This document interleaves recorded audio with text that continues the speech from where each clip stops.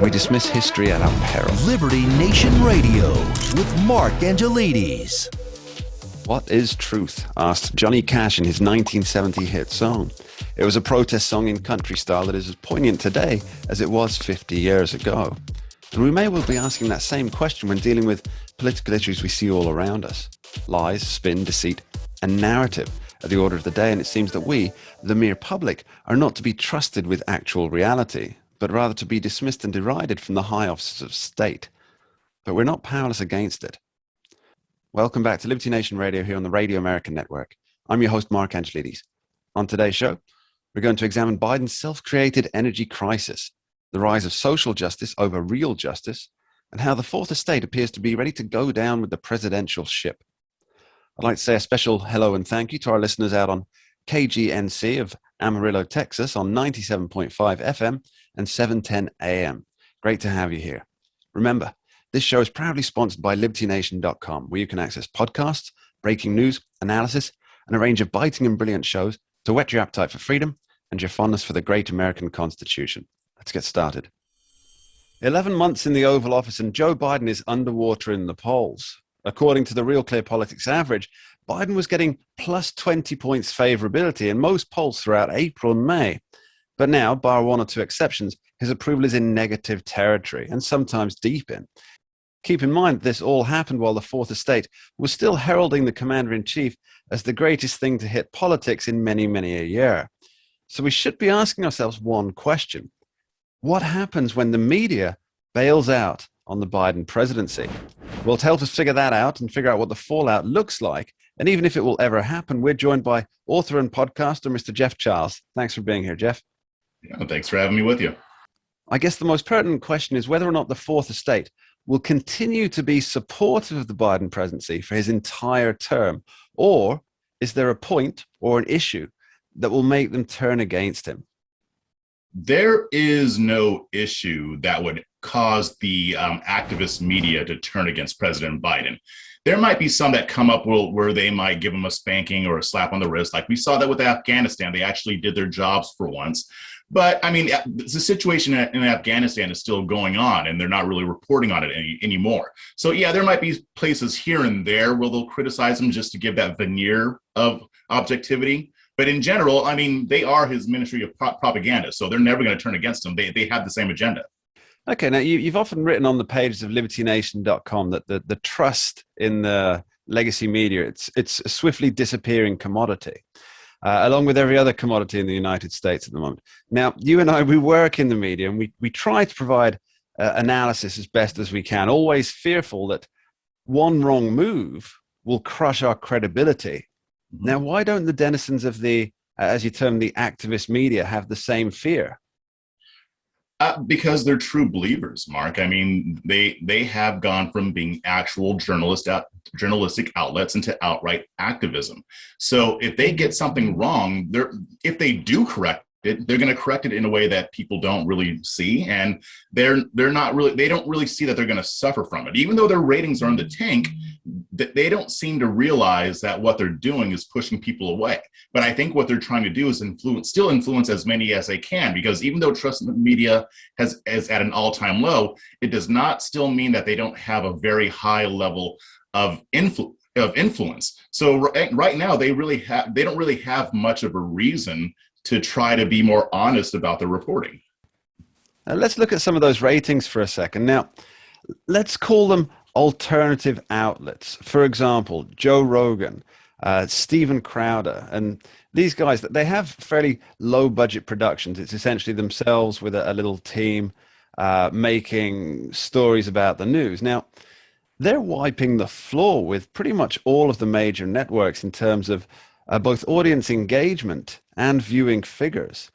Now, do you think the outrageousness of the legacy media, where they're, as you point out, being more activist, willing to take the activist position on every story, is that more of a visceral response to their dwindling popularity? Because obviously many of the younger audience now, they identify as activists. Is it perhaps that they're trying to reach out to this audience by being as much of an activist as they think their audience is, even though their audiences are usually, for example, CNN audience is quite is more of the older generation. What are your thoughts? Yeah, it seems like they might be trying to appeal to a younger audience because you're right. I mean, with Fox News and CNN and in MSNBC, most of their viewers who are watching cable news are in their 60s. So it could be that they're trying to reach a younger demographic, which prefers social media and blogs and other forms of news consumption. But I think the issue here is the reason that they're pushing people away isn't so much because they're activists, but it's because they lie about it. They're not honest about it. Like you mentioned, Steven Crowder, Joe Rogan, and a lot of the other podcasters and YouTubers out there, they are honest about where they come from politically. They're not trying to tell you that they're objective. If you ask Joe Rogan how he feels on a certain political issue, he'll tell you what he thinks because he's not setting himself up as an objective journalist. So when you listen to Joe Rogan or Ben Shapiro, Steven Crowder, you know what you're going to get. That doesn't mean they get everything right. It doesn't even mean that you're going to agree with everything that they say, but you know that you're getting an honest opinion. Yeah, it makes a lot of sense, Jeff. Now, I suppose the real test of the media will come in 2022 congressional elections, which are fast approaching, and campaigns they're pretty much underway as we speak. Now, will they go all in on the Democrats? Now, for me, it seems quite a tough sell. Some of these pundits have suggested that in very recent past, that equal weight needn't be given to opposing views because some views aren't worthy of getting the equal weight.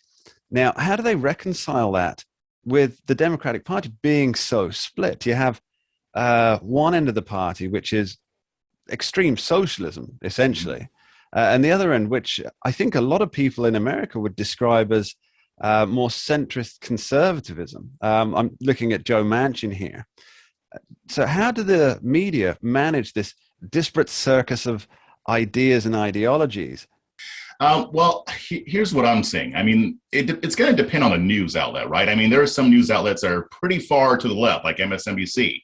They're more likely to hype up the more far left socialist wing of the party. Then you have others that are still decidedly left, but maybe not quite AOC left, right?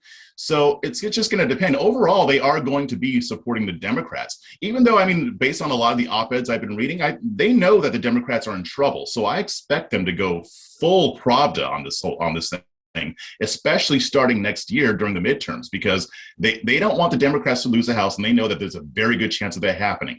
Same thing with the Senate. So I think it's just going to really depend on how far left they're willing to go. So tell me, Jeff, the future of the media in the United States, not just for 2022, but beyond, where is it heading? And what are the significant signposts along the way? Yeah, as you know, the internet becomes more of a place for people to get news, we're going to see more siloing. We're already kind of siloed in how we view our media, but not as siloed as we're going to be. I mean, we have outlets like LibertyNation.com, and I think there will be more of these. And I believe that there will be more of these on the left too. You're going to see a lot more left-wing podcasts. It seems like everybody has a podcast nowadays, right? So, I mean, yeah. So it's good in that we can subvert the influence of the activist media, but I'm also concerned that if people go more and more into their echo chambers, there can be an issue. Jeff Charles, thank you very much. Here's to breaking out of the echo chambers. Yes. Thank you for having me. You're listening to Liberty Nation Radio. Later in the show, we're asking, what is justice and can it really be delivered? But right after this short break, we're back with Andrew Moran to examine the self-created energy crisis of President Joe Biden. We dismiss history at our peril. Liberty Nation Radio with Mark Angelides. Who are we? We are Americans that believe in liberty. We are a project of the nonprofit One Generation Away. We are patriots who apply the founding principles to the issues of today. And they keep moving the goalposts on us. We are educators and commentators who love America and the Constitution. Who are we? We are Liberty Nation.